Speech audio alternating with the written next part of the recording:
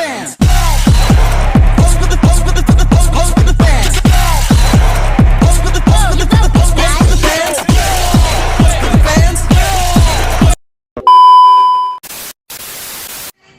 Halo semuanya, kembali lagi dengan kami kelompok 2 mata kuliah Matematika Diskrit. Pada video kali ini kami akan membahas tentang dua studi kasus, yaitu kasus jadwal olahraga dan kasus karyawan versus agen AI. Selamat menyaksikan.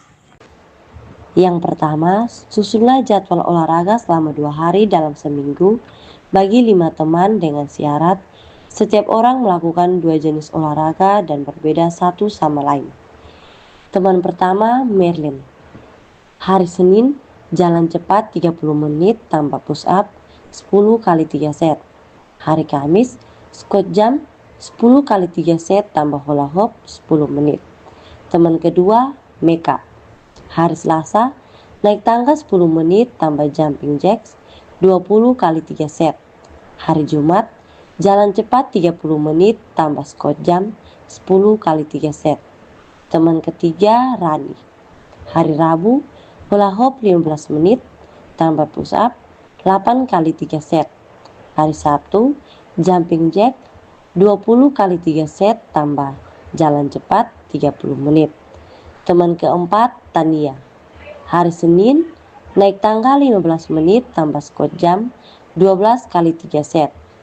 Hari Kamis, push up 10 kali 3 set tambah jumping jacks 25 kali 2 set. Teman kelima, Ike. Hari Selasa, jalan cepat 30 menit tambah hula hoop 15 menit. Hari Jumat, naik tangga 12 menit tambah squat jump 15 kali 3 set. Ini merupakan aturan kombinasi. Yang kedua, jadwal olahraga untuk 3 hari dalam seminggu selama 1 bulan dengan variasi agar tidak jenuh atau 6 jenis olahraga. Minggu pertama, hari Senin, jalan cepat tambah push up. Hari Rabu, naik tangga tambah jumping jacks. Hari Jumat, hula hoop tambah squat jump. Minggu kedua, Senin, jumping jacks tambah hula hoop. Hari Rabu, squat jump tambah jalan cepat. Hari Jumat, push up tambah naik tangga. Minggu ketiga, hari Senin, push up tambah squat jump. Hari Rabu, hula hoop tambah jalan cepat. Hari Jumat, jumping jacks tambah naik tangga. Minggu keempat, Senin, jalan cepat tambah jumping jack. Rabu, naik tangga tambah push up. Hari Jumat, squat jump tambah hula hoop. Ini merupakan aturan permutasi. Baik, saya menjelaskan nomor 3 itu program olahraga untuk 35 orang. Nah, 35 orang ini memiliki kondisi fisik yang berbeda-beda. Nah, di antaranya itu 10 orang tidak punya hula hoop, 5 orang tidak kuat dan tenaganya terbatas, 5 orang tidak bisa push up, 5 orang obesitas dan tidak bisa jumping jack atau lemah push up, 5 orang lagi itu obesitas dan tidak kuat naik tangga, dan 5 orang terakhir itu normal dan bisa semua olahraga. Setelah kita mengetahui kondisi fisik dari 35 orang peserta, kita melakukan analisis dan juga solusi. Nah, di sini kita menggunakan prinsip inklusi dan juga eksklusi. Nah, di mana prinsip inklusi itu semua peserta harus tetap bisa ikut olahraga sesuai kondisi masing-masing, yang artinya program disesuaikan agar tidak ada yang dikeluarkan dari kegiatan. Nah, prinsip eksklusi itu kita menghindari bentuk olahraga yang justrunya menyulitkan atau berisiko bagi peserta dengan keterbatasan alat atau kondisi tubuh tertentu. Setelah kita melakukan analisis dan juga solusi, kita menentukan rencana program. Nah, di mana yang pertama itu ada kelompok normal. Kelompok normal itu ada 6-8 orang. Mereka bisa melakukan semua jenis olahraga penuh sesuai dengan variasi kegiatan utama. Yang kedua itu kelompok tanpa hula hoop, itu ada 10 orang. Kita bisa mengganti hula hoop dengan jalan cepat atau jalan cepat keliling lapangan atau squat tahanan atau jongkok berdiri.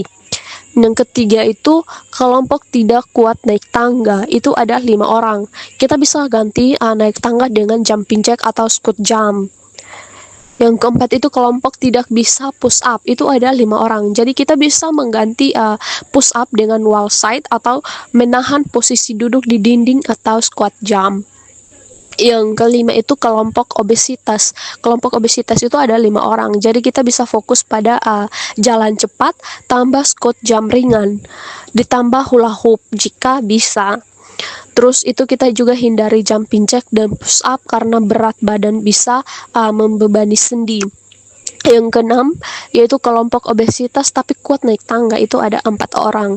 Jadi kita bisa fokus pada jalan cepat dan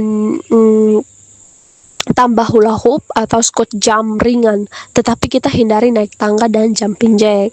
Maka dari itu kita bisa menarik kesimpulan bahwa program olahraga ini bisa tetap berjalan dengan baik karena kegiatan sudah disesuaikan dengan kondisi fisik masing-masing peserta.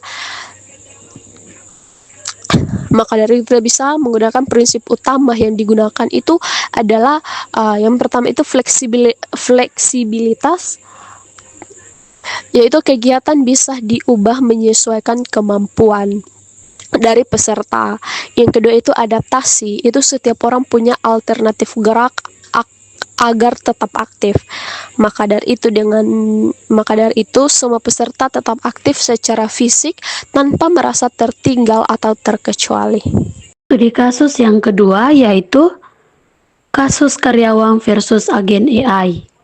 Pertama-tama menurut teks, jumlah karyawan sebelum pengurangan sama dengan 9.000 orang dan setelah pengurangan menjadi sekitar 5.000 orang. Pada pembagian beban kerja disebutkan 50% ditangani oleh agen AI dan 50% ditangani oleh manusia. Nah, langkah pertama yang perlu kita kerjakan yaitu identifikasi banyak karyawan sebelum dan sesudah pengurangan. Nah, sebelum pengurangan terdapat 9.000 karyawan dan sesudah pengurangan terdapat sekitar 5.000 karyawan. Langkah yang kedua, persentase beban kerja pada AI dan manusia. Pada AI sama dengan 50% dan manusia sama dengan 50%. Langkah yang ketiga, jika terdapat 11.000 kasus, berapa kasus yang ditangani masing-masing oleh agen AI dan manusia? Jadi total kasus sama dengan 11.000, di mana AI menangani 50%, yaitu 11.000 kali 50 dibagi 100, sama dengan 5.500. Sedangkan manusia menangani 50%, yaitu 11.000 kali 50 dibagi 100, sama dengan 5.500. Jadi agen AI menangani 5.500 kasus, dan manusia menangani 5.500 kasus. Langkah yang keempat, terapan prinsip sarang merpati atau pigeonhole principle pada analogi dengan angka dan artikel. Jadi kita anggap sarang sama dengan karyawan dan merpati sama dengan kasus dukungan. Nah, untuk setiap sub soal kita gunakan pembagian N sama dengan K kali Q tambah R, di mana N kasus, K karyawan, Q kasus per karyawan minimal, dan R sama dengan sisa. Nah, selanjutnya A, sebelum pengurangan berapa minimal kasus agar terdapat karyawan yang menangani 2 kasus sekaligus. Jadi sebelum K sama dengan 9.000 karyawan, prinsip agar pasti ada 1 karyawan yang menangani lebih dari atau sama dengan 2 kasus, diperlukan lebih dari 9.000 kasus, minimal 9.000 tambah 1. Jadi minimal 9.001 kasus. B, sebelum pengurangan, jika terdapat 10.002 kasus, berapa minimal karyawan yang menangani tepat 2 kasus? Jadi, distribusi merata atau pembagian terbagi rata menghasilkan jumlah karyawan yang menangani Q kasus dan Q tambah 1 kasus sesuai sisa pembagian. Jadi kita hitung N sama dengan 10.002, K sama dengan 9.000. Di mana 10.002 dibagi 9.000 sama dengan 1 sisa 1.002. Selanjutnya Q sama dengan 1, R sama dengan 1.002. Artinya jika dibagikan sedemikian rupa sehingga beban serata mungkin. Yang pertama, 1.002 karyawan akan menangani 2 kasus, yaitu Q tambah 1 sama dengan 2.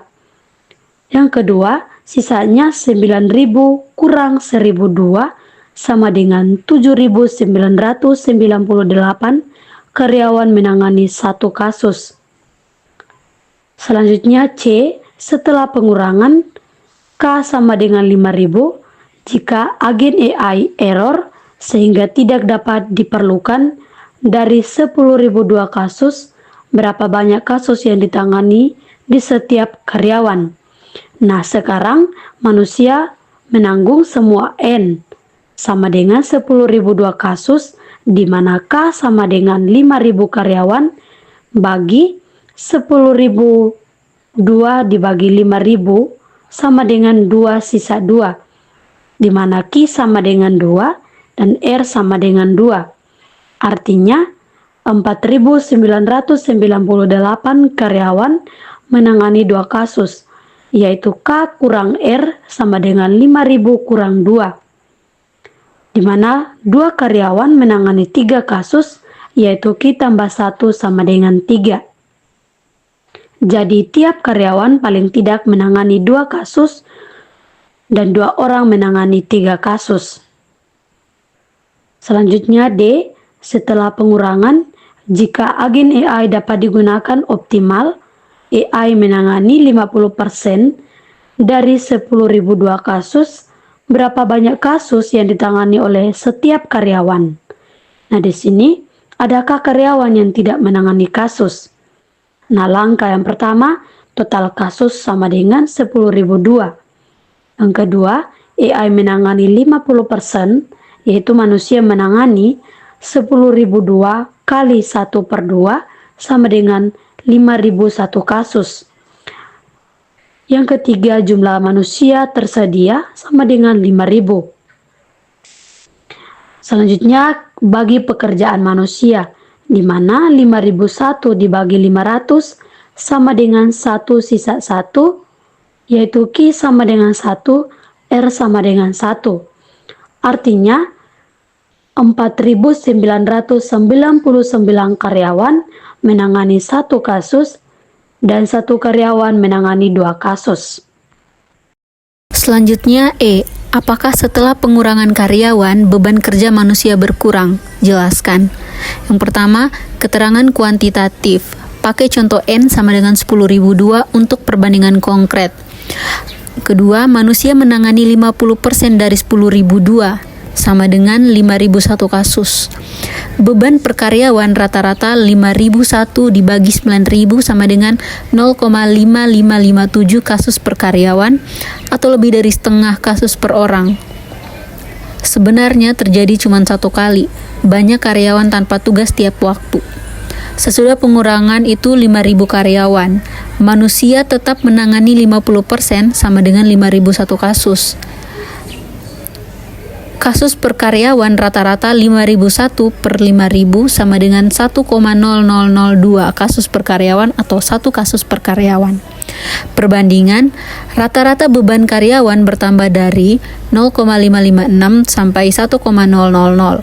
Jadi, beban kerja karyawan manusia meningkat setelah pengurangan karena jumlah kasus yang ditangani manusia atau proporsi 50% tetap sama tetapi dibagi kelebihan sedikit orang.